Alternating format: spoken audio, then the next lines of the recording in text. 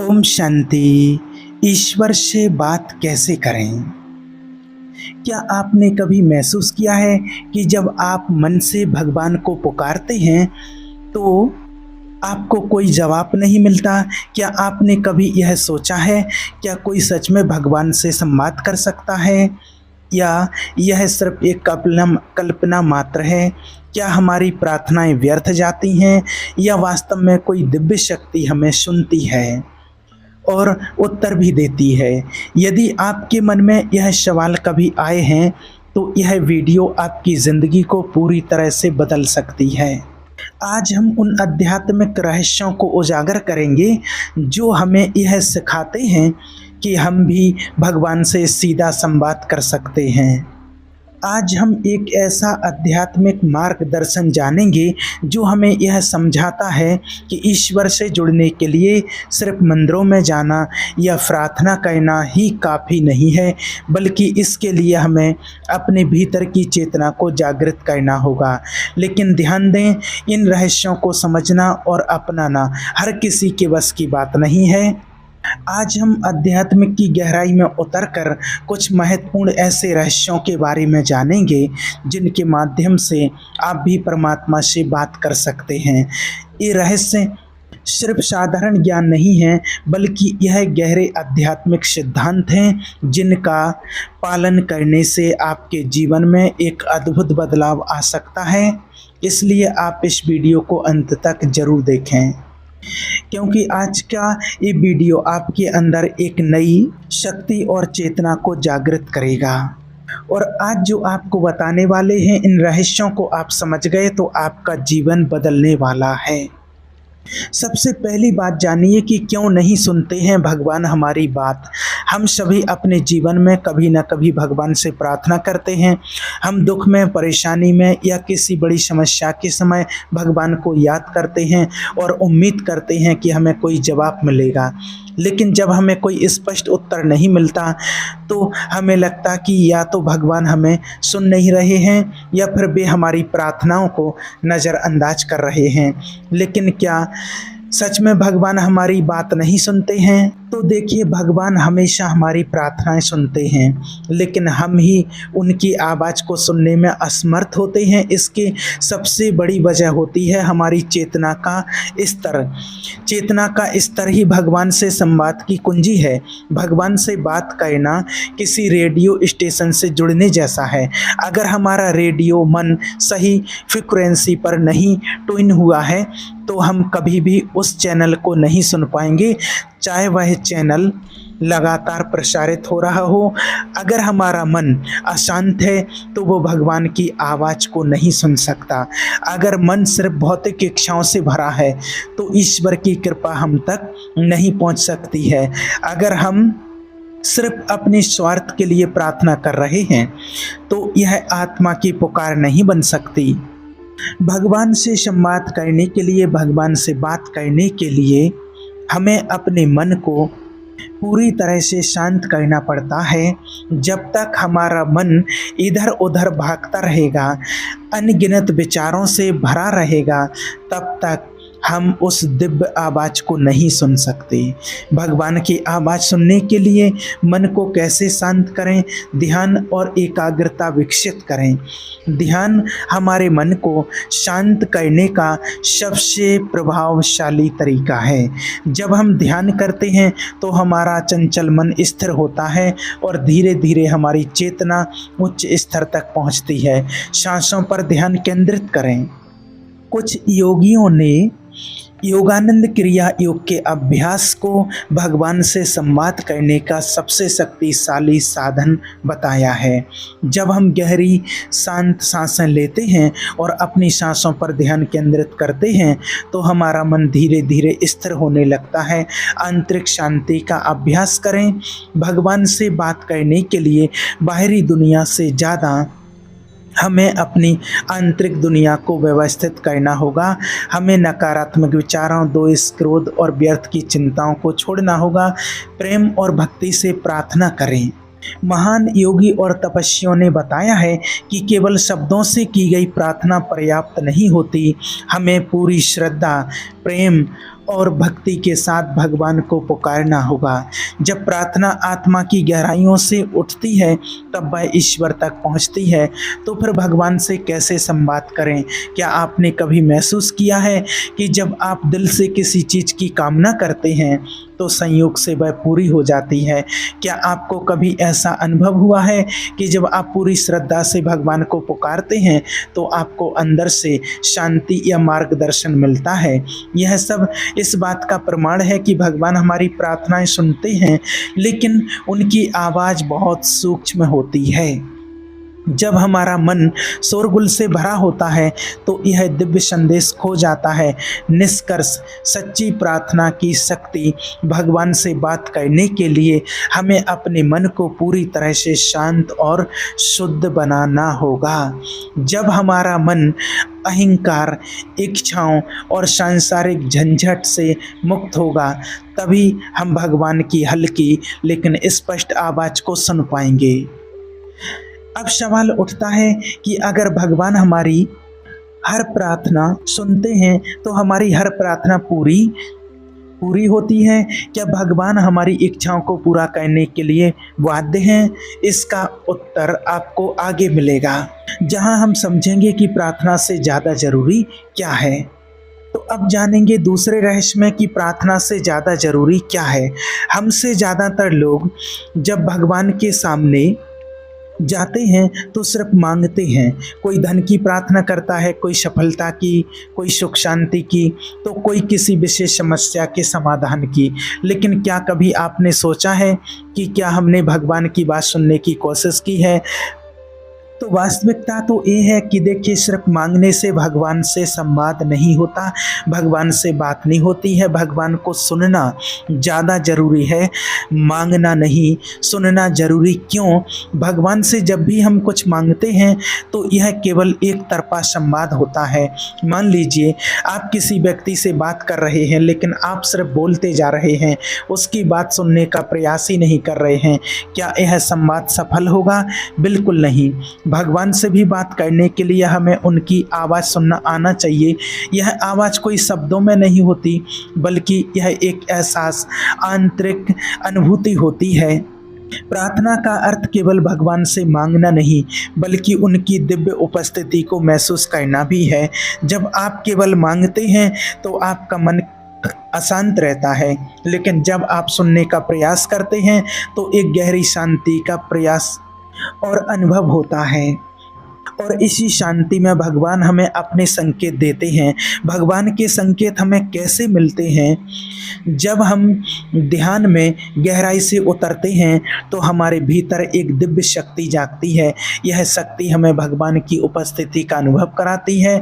यह हमें सही मार्ग दिखाती है, हमारी समस्याओं का समाधान देती है, और सबसे महत्वपूर्ण ये हमें एहसास कराती है कि हम कोई और नहीं, हम परमात्मा की संतान, परमात्मा का अंश आत्मा है। जो परमात्मा शक्तिशाली है, उसी की संतान अंश आत्मा हम भी बहुत ऊर्जावान और शक्तिशाली हैं। अब यहाँ एक महत्वपूर्ण सवाल आता है कि हम भगवान की बात को कैसे सुनें। इसके लिए ध्यान का अभ्यास सबसे ज़रूरी है। जब आप सही विधि से ध्यान में बैठते हैं तो आपका मन एक शांत झील की तरह हो जाता है। जिस तरह एक स्थिर झील में हम अपना प्रतिबिंब स्पष्ट रूप से साफ साफ देख सकते हैं, उसी तरह जब हमारा मन शांत होता है तो हमें भगवान के संकेत स्पष्ट रूप से महसूस होते हैं। और ईश्वर से वार्तालाप करने का सबसे शक्तिशाली तरीका ध्यान ही है। जब हम गहरी साधना में उतरते हैं तो हम सिर्फ अपने विचारों को नहीं सुनते, बल्कि भगवान की उपस्थिति को भी अनुभव करते हैं। ध्यान के बिना प्रार्थना अधूरी क्यों है? अगर आप किसी से बात करते समय उसका जवाब सुनने को तैयार ही नहीं है तो आप कभी सही संवाद नहीं कर सकते। इसी तरह अगर आप भगवान से बात करना चाहते हैं तो आपको उनकी उपस्थिति को महसूस करना आना चाहिए। सिर्फ शब्दों में प्रार्थना करने से कुछ नहीं होगा जब तक कि आप उनकी दिव्य उपस्थिति को अनुभव नहीं करते। लेकिन यहाँ पर सबसे बड़ा सवाल उठता है, ध्यान की सही विधि क्या है? कैसे ध्यान किया जाए जिससे हमें भगवान से उत्तर मिलने लगे? इसका जवाब आपको आगे मिलेगा, जहां हम जानेंगे कि हम सही ध्यान कैसे करें जिससे भगवान की ऊर्जा को महसूस किया जा सके। अब जानेंगे तीसरा रहस्य, ध्यान में ईश्वर का अनुभव कैसे करें। कई लोग ध्यान करने की कोशिश तो करते हैं लेकिन उन्हें ईश्वर की उपस्थिति का अनुभव नहीं होता। क्यों? क्योंकि ध्यान केवल बैठने और आंखें बंद करने का नाम नहीं है। सच्चा ध्यान वह है जहां हम अपनी चेतना को उच्च स्तर तक ले जाते हैं और भगवान की उपस्थिति को महसूस करते हैं। क्रिया योग एक ऐसी गुप्त विधि है जिससे साधक को भगवान का साक्षात अनुभव हो सकता है। यह कोई साधारण ध्यान नहीं बल्कि यह एक आध्यात्मिक प्रक्रिया है। इसमें सांसों के नियंत्रण के माध्यम से मन को स्थिर किया जाता है और जब मन स्थिर हो जाता है तब आत्मा अपनी वास्तविक स्थिति को अनुभव करती है, यानी ईश्वर से जुड़ने लगती है। क्रिया योग और सांसों का रहस्य, हमारे मन की चाबी हमारी सांसें ही हैं। जब हम अशांत होते हैं तो हमारी सांसें तेज हो जाती हैं और जब हम शांत होते हैं तो हमारी सांसें धीमी हो जाती हैं और जब हम गहरे ध्यान में होते हैं तो हमारी सांसें लगभग धीरे धीरे रुकने लगती हैं और यही ध्यान की असली कुंजी है। और जब हम अपने मन को नियंत्रित कर सकते हैं और जब मन स्थिर हो जाता है तब हमारी आंतरिक ऊर्जा ऊपर की ओर उठने लगती है और ईश्वर की अनुभूति जब ध्यान के माध्यम से, तीसरा नेत्र और ईश्वर की अनुभूति जब ध्यान के माध्यम से यह ऊर्जा धीरे धीरे ऊपर उठती है तो यह आज्ञा चक्र तीसरा नेत्र पर केंद्रित हो जाती है। यह वही बिंदु है जहां साधक को भगवान की उपस्थिति का पहला अनुभव होता है। यहाँ एक दिव्य प्रकाश दिख सकता है, एक गहरी शांति का अनुभव हो सकता है या फिर एक आंतरिक आवाज़ भी सुनाई दे सकती है। जब कोई साधक क्रिया योग का अभ्यास करता है तो उसका आत्मा परमात्मा से सीधा संवाद करने लगती है। वह भगवान को केवल किसी कल्पना में नहीं बल्कि अपने भीतर वास्तविक रूप में महसूस करती है। लेकिन क्या भगवान केवल ध्यान में ही मिलते हैं? अब सवाल यह उठता है कि क्या हमें ईश्वर का अनुभव केवल ध्यान में ही होगा? क्या कोई और तरीका है जिससे हम हर समय भगवान की उपस्थिति को महसूस कर सकते हैं? चौथा रहस्य यही बताता है, जहां हम जानेंगे कि हर परिस्थिति में हर क्षण भगवान से जुड़ा जा सकता है। भगवान को हर पल अपने साथ महसूस करना। हम में से अधिकतर लोग भगवान को मंदिरों, मूर्तियाँ और पूजा पाठ तक सीमित मानते हैं, लेकिन क्या वास्तव में भगवान सिर्फ वहाँ तक सीमित हैं? तो देखिए, भगवान को तो आप कहीं भी पा सकते हैं। भगवान को केवल मंदिरों में क्यों ढूंढते हैं? हमें बचपन से सिखाया जाता है कि मंदिर जाओ, पूजा करो, मूर्तियों के आगे सिर झुकाओ, लेकिन हम यह भूल जाते हैं कि भगवान किसी एक स्थान तक सीमित नहीं है। अगर भगवान हर जगह हैं तो हमें केवल उनकी उस उपस्थिति मूर्तियों में ही क्यों महसूस होती है? क्योंकि हम वही मानते हैं जो हमें सिखाया गया है। हमारा ध्यान बाहरी वस्तुओं पर केंद्रित रहता है, जबकि भगवान को महसूस करने के लिए हमें भीतर देखना पड़ता है। जब तक हमारी चेतना ऊंची नहीं होगी तब तक हम ईश्वर की वास्तविक उपस्थिति को नहीं समझ पाएंगे। भगवान आपके हर कार्य में हैं। जब आप हर काम को प्रेम, श्रद्धा और समर्पण के साथ करते हैं तो भगवान खुद आपके माध्यम से कार्य करने लगते हैं। जब आप पूरी ईमानदारी और लगन से कोई कार्य करते हैं तो आप एक गहरे संतोष को महसूस करते हैं। यही वो संकेत हैं कि भगवान आपके साथ कार्य कर रहे हैं। कोई भी कार्य छोटा या बड़ा नहीं होता। अगर आप अपने कार्य को ईश्वर की सेवा मान करके करें तो वही साधारण काम एक आध्यात्मिक साधना बन जाता है। जब आप ध्यान करते हैं तो क्या आपको कभी ऐसा महसूस हुआ कि आपको कोई शक्ति देख रही है? कभी ऐसा लगा कि कभी आपको कोई मार्गदर्शन कर रहा है? या कभी आप जब कठिन परिस्थिति में होते हैं तो अचानक आपको उसका कोई हल मिल जाता है? ये सब उसके ईश्वर के ही संकेत होते हैं। लेकिन असली सवाल ये है कि भगवान का जवाब कैसे मिलेगा? क्या ईश्वर सिर्फ संकेत देते हैं या वे सीधे संवाद भी कर सकते हैं? अब पांचवा रहस्य आपको चौंका देगा, जहां हम जानेंगे कि भगवान से उत्तर पाने का असली तरीका क्या है। पांचवा रहस्य है भगवान के उत्तर को कैसे पहचानें। हम सभी कभी ना कभी भगवान से प्रार्थना करते हैं, हम उनसे मदद मांगते हैं, उनसे मार्गदर्शन की उम्मीद करते हैं और कई बार अपनी परेशानियों का हल चाहते हैं, लेकिन जब उत्तर नहीं मिलता है तो मन में संदेह होता है, क्या भगवान मेरी सुन भी रहे हैं। तो देखिए, भगवान हमेशा उत्तर देते हैं, लेकिन भगवान 3 तरीकों से उत्तर देते हैं और हमें उनके उत्तर को पहचानने की कला सीखनी होती है। एक अंतर्ज्ञान, जब उत्तर आपके भीतर से आता है। कभी कभी जब आप किसी समस्या से जूझ रहे होते हैं तो अचानक कोई स्पष्ट विचार या एहसास आता है। यह एहसास इतना सटीक होता है कि आपके दिल को छू जाता है। ये कोई सामान्य विचार नहीं, बल्कि आपकी आत्मा की आवाज़ होती है। जब मन शांत होता है तब आत्मा ईश्वर के संदेशों को सुन सकती है। इसलिए जब भी कोई अचानक आया हुआ विचार आपको भीतर से गहराई तक छू जाए तो समझ लें कि यह भगवान का उत्तर हो सकता है। दूसरा, सपने, दिव्य संदेशों का माध्यम। कई बार भगवान हमें सीधे शब्दों में उत्तर नहीं देते, बल्कि सपनों के माध्यम से संकेत देते हैं।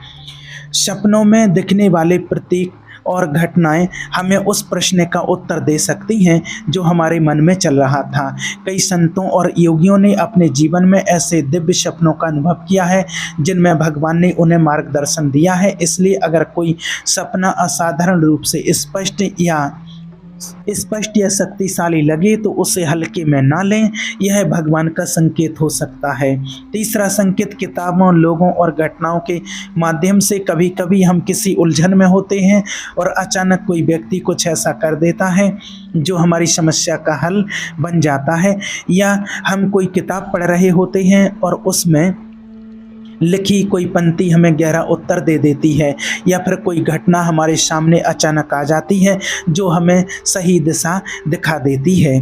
क्या आपके साथ भी कभी ऐसा हुआ है? आप किसी समस्या के बारे में सोच रहे थे और अचानक सोशल मीडिया पर कोई पोस्ट दिख गई जो आपके सवाल का सीधा जवाब थी, या किसी दोस्त ने अनजाने में ऐसी बात कह दी जिससे आपकी उलझन सुलझ गई। यह कोई संयोग नहीं, भगवान संकेतों के माध्यम से भी संवाद करते हैं। भगवान के उत्तरों को पहचानने के लिए क्या करें? एक, मन को शांत करें। जब मन शांत होगा तभी हम इन संकेतों को समझ पाएंगे। तो हर अनुभव को ध्यान से देखें। कोई भी घटना या शब्द भगवान का संदेश हो सकता है। तीसरा, दिल की सुने।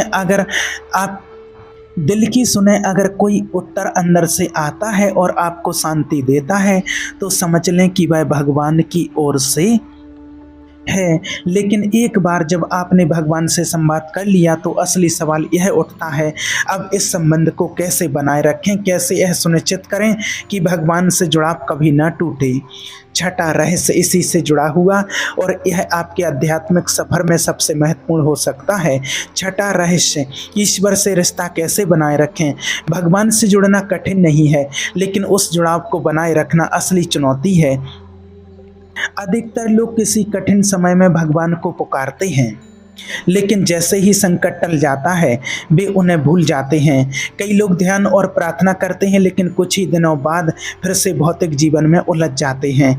धीरे धीरे उनकी आध्यात्मिक प्रगति रुकने लगती है और फिर से वही प्रश्न पूछने लगते हैं, भगवान क्यों नहीं सुनते। भगवान से रिश्ता बनाए रखने के 3 नियम। एक नियम है, पहला, ध्यान करें, अपने मन को शुद्ध रखें और नियमित ध्यान ही ईश्वर से जुड़े रहने का सबसे प्रभावी तरीका है। ध्यान केवल एक अभ्यास नहीं, बल्कि ईश्वर के साथ एक जीवंत रिश्ता है। जैसे किसी इंसान से रोज बात करने से रिश्ता गहरा होता है, वैसे ही नियमित ध्यान से ईश्वर से जुड़ाव मजबूत होता है। अगर आप बीच में ध्यान छोड़ देते हैं तो वह रिश्ता धीरे धीरे कमज़ोर होने लगता है। क्या आपने कभी महसूस किया है कि जब आप ध्यान करना बंद कर देते हैं तो मन फिर से अशांत होने लगता है? इसका कारण यही है कि ध्यान के बिना हमारे मन बाहरी दुनिया की ओर बहने लगता है और हम ईश्वर से दूर हो जाते हैं। दूसरा, सत्संग करें और सही संगति में रहें। जिस माहौल में आप रहते हैं वही आपकी चेतना का निर्माण करता है। अगर आप ऐसे लोगों के साथ में रहते हैं जो नकारात्मकता और भौतिक सुखों में ही डूबे रहते हैं तो आपका मन भी उसी दिशा में जाने लगेगा। लेकिन अगर आप आध्यात्मिक लोगों की संगति में रहेंगे तो आपका मन भी ऊंची चेतना की ओर आकर्षित होगा। संतों, गुरुओं और अच्छे मित्रों की संगति, परमात्मा के ज्ञान में चलने वाले लोगों की संगति आपको आध्यात्मिक ऊर्जाओं से भरा रखेगी। अगर आप अपने मन को शुद्ध करें, ईश्वर से जुड़ने के लिए सिर्फ ध्यान और सत्संग ही काफ़ी नहीं बल्कि आपके विचारों की शुद्धता भी उतनी ही ज़रूरी है। जब आप नकारात्मक विचारों में डूब जाते हैं तो आपकी ऊर्जा नीचे गिरने लगती है। भगवान से जुड़ने के लिए मन को सकारात्मक, शांत और प्रेम से भरा रखना पड़ता है। तो इसका हल क्या है? प्रतिदिन स्वयं से पूछें, क्या मेरे विचार, शब्द और कर्म मुझे ईश्वर के करीब ला रहे हैं या दूर ले जा रहे हैं? भगवान से जुड़े रहने के लिए क्या करें? एक तो सबसे पहला, नियमित ध्यान रखें, इसे किसी भी हाल में ना छोड़ें। दूसरा, सत्संग का हिस्सा बने, परमात्मा की वाणी सुने। सही संगति आपके आध्यात्मिक पथ को मजबूत करेगी। और अपने विचारों पर नियंत्रण रखें, नकारात्मकता से बचें और प्रेम, दया और करुणा को अपनाएं। लेकिन क्या हर कोई भगवान तक पहुंच सकता है? क्या यह रास्ता सभी के लिए खुला है या सिर्फ कुछ खास लोगों के लिए? सातवां रहस्य इस सबसे बड़े भ्रम को तोड़ देगा। सातवां रहस्य, क्या भगवान सिर्फ खास लोगों से ही बात करते हैं? क्या भगवान सिर्फ योगियों और संतों से ही बात करते हैं? क्या आम इंसान कभी ईश्वर का उत्तर नहीं पा सकता? यह सबसे बड़ा भ्रम है। यहाँ परम तपस्वी और योगियों ने और डायरेक्ट स्वयं परमात्मा ने कहा है, ईश्वर किसी भी व्यक्ति से बात कर सकते हैं, चाहे वह कोई महान योगी हो या साधारण मनुष्य। बस एक शर्त है, सच्ची भक्ति और हृदय की पवित्रता। भगवान किसी वर्ग या विशेष लोगों तक सीमित नहीं है, वह हर आत्मा से बात कर सकते हैं। कोई भी इंसान भगवान के दर्शन कर सकता है। भगवान से जुड़ने के लिए जरूरी दो बातें, हृदय की सच्चाई और सच्ची भावना। सच्ची भक्ति भगवान तक पहुंचने के लिए कोई जटिल प्रक्रिया नहीं है। किसी भी व्यक्ति को सिर्फ अपने हृदय की गहराइयों से पुकारना होता है। भक्ति में गहराई और सच्चाई होनी चाहिए, फिर चाहे वह प्रार्थना किसी भी भाषा में हो। कभी कभी हम सोचते हैं कि हमारी प्रार्थना भगवान तक नहीं पहुंचती, लेकिन सच्चाई ये है कि भगवान हर पुकार सुनते हैं, लेकिन हमें उनके उत्तर को पहचानना नहीं आता। जब मन अहंकार, भय और संदेह से मुक्त होता है तब भगवान का उत्तर स्पष्ट रूप से सुनाई देता है। आत्मा के भीतर ज्ञान को जागृत करना। भगवान को हम बाहरी दुनिया में नहीं, आंतरिक दुनिया में खोज सकते हैं। जब हम अपने अंदर की यात्रा करते हैं तो हमें ईश्वर की मौजूदगी का एहसास होने लगता है। हर आत्मा में एक दिव्य चिंगारी होती है, लेकिन हमें इसे पहचानने और जगाने की ज़रूरत है। तो क्या सच में कोई भी भगवान से बात कर सकता है? हाँ, अगर आप सच्चे हृदय से पुकारें और उनके उत्तर को समझने की क्षमता सिद्ध करें। लेकिन सवाल उठता है, क्या भगवान का उत्तर तुरंत मिलता है? अगर हमें उत्तर नहीं मिले तो हमें क्या करना चाहिए? अब आखिरी रहस्य को जानकर आप चौंक जाएंगे, क्योंकि ये सब कुछ बदल सकता है। आठवां रहस्य, सबसे महत्वपूर्ण सत्य। हमने जाना कि भगवान से संवाद करने के लिए ध्यान, अंतर्ज्ञान, प्रेम और विश्वास की जरूरत होती है, लेकिन ईश्वर से बात करने के लिए सबसे जरूरी चीज़ सिर्फ एक है, समर्पण। समर्पण का वास्तविक अर्थ क्या है? जब आप अपने अहंकार को पूरी तरह छोड़ देते हैं, जब आप अपनी इच्छाओं को भगवान की इच्छाओं के आगे समर्पित कर देते हैं, जब आप यह स्वीकार कर लेते हैं कि जो कुछ हो रहा है वही मेरे लिए सही है, तभी आप ईश्वर की वास्तविक उपस्थिति को अनुभव कर सकते हैं। समर्पण का सबसे बड़ा उदाहरण भगवान श्री कृष्ण ने अर्जुन से कहा, सभी कर्म मुझे समर्पित कर दो और निष्काम भाव से अपना कर्तव्य निभाओ। रामकृष्ण परमहंस कहते थे, जब एक बच्चा अपनी माँ की गोद में होता है तो उसे किसी चीज़ की चिंता नहीं होती, वैसे ही जब मनुष्य ईश्वर की गोद में समर्पण कर देता है तो उसे किसी बात का भय नहीं रहता। समर्पण से ही ईश्वर से सीधा संवाद यानी कि बात करना संभव है। जब ईश्वर के प्रति पूरी श्रद्धा और समर्पण से अपने जीवन को समर्पित कर देते हैं, तब आपको शब्दों की ज़रूरत नहीं पड़ती। भगवान बिना बोले भी आपका हर भाव समझ लेते हैं। अब सवाल सिर्फ एक है, क्या आप आज से भगवान के प्रति संपूर्ण समर्पण करने के लिए तैयार हैं? क्या आप अपनी इच्छाओं और अहंकार को त्याग कर खुद को ईश्वर की इच्छा के अनुसार प्रभावित होने देंगे? क्या आप भगवान से सिर्फ मांगना बंद कर उन्हें अपने जीवन का मार्गदर्शक बनने देंगे? याद रखिए, जो समर्पण कर देता है वही भगवान से सच्ची बात कर सकता है। अगर यह ज्ञान आपके लिए मूल्यवान रहा तो इसको आप दूसरों तक भी पहुंचाइए। अब जानिए नमा रहस्य, क्या भगवान हमारी हर प्रार्थना को पूरा करते हैं? हम सब ने कभी ना कभी कुछ ना कुछ मांगा है, कभी धन, सफलता, प्रेम, स्वास्थ्य, लेकिन हर बार हमारी प्रार्थना पूरी नहीं होती। तो क्या इसका मतलब यह है कि भगवान हमारी बातें सुनते ही नहीं? तो देखिए, ईश्वर हमारी आत्मा के विकास के लिए वही देते हैं जो हमारे लिए सही होता है, बल्कि ना कि वह जो हम चाहते हैं। भगवान क्यों हमारी हर इच्छा पूरी नहीं करते? हमारी ज़रूरत और हमारी इच्छा में अंतर होता है। भगवान वही देते हैं जो आत्मा के विकास के लिए ज़रूरी हो, ना कि हमारे अहंकार या क्षणिक सुख के लिए हो। हमारी इच्छाएं भौतिक होती हैं, लेकिन ईश्वर आत्मिक विकास चाहते हैं।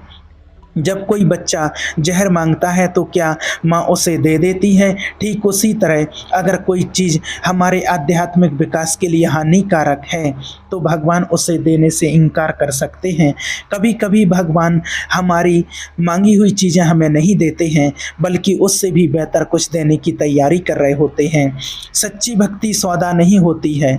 समझिए कि हमने भगवान से प्रेम नहीं किया, बल्कि उनके साथ सौदा किया था। सच्ची भक्ति का अर्थ है समर्पण।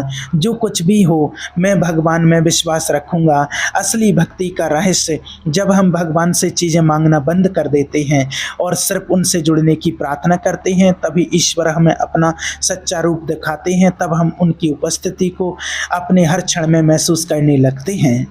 लेकिन क्या हमें प्रार्थना और ध्यान तक ही सीमित रहना चाहिए? क्या ईश्वर से जुड़ने का कोई और गहरा तरीका भी है? तो अगला रहस्य आपकी धारणा को बदल देगा। 10वां रहस्य, भगवान से जुड़ने का सबसे सरल और शक्तिशाली तरीका।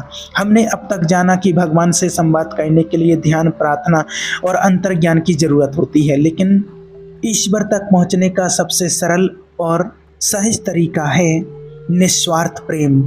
क्या है निस्वार्थ प्रेम? जब आप बिना किसी स्वार्थ के दूसरों की मदद करते हैं, जब आप हर प्राणी में परमात्मा का अंश देखते हैं, जब आप बिना किसी लोभ के प्यार बांटते हैं, तब आप स्वयं भगवान के निकट पहुंचने लगते हैं। भक्ति सिर्फ मंदिरों में नहीं, जीवन में होनी चाहिए। अक्सर लोग सोचते हैं कि ईश्वर तक पहुंचने के लिए मंदिरों में पूजा पाठ जरूरी है, लेकिन सच्ची भक्ति सिर्फ मंदिर में बैठकर नहीं, बल्कि रोज़मर्रा के जीवन में प्रकट होती है। जब आप किसी ज़रूरतमंद की मदद करते हैं, जब आप किसी को माफ़ कर देते हैं, जब आप अपने अहंकार को छोड़कर प्रेम की भाषा बोलते हैं, तब आप ईश्वर के सबसे करीब होते हैं। भगवान सिर्फ साधकों से ही नहीं, हर प्रेमी आत्मा से बात करते हैं। भगवान केवल उन्हीं से बात नहीं करते जो गुफाओं में ध्यान करते, बल्कि उन सबसे भी करते हैं जो अपने दिल में प्रेम और दया रखते हैं। प्रेम और दया ही वो पुल हैं जो हमें ईश्वर तक ले जाते हैं। अब सवाल ये है कि आप अपने जीवन में इस ईश्वरीय ज्ञान को कब अपनाएंगे? क्या आप आज से ही अपने भीतर प्रेम और करुणा का दीपक जलाने के लिए तैयार हैं? क्या आप सिर्फ भगवान से मांगने के बजाय उन्हें अपने जीवन का हिस्सा बनाने के लिए तैयार हैं? आपका जवाब ही यह तय करेगा कि आप भगवान से कितनी दूरी पर हैं या कितने करीब हैं। ओम शांति।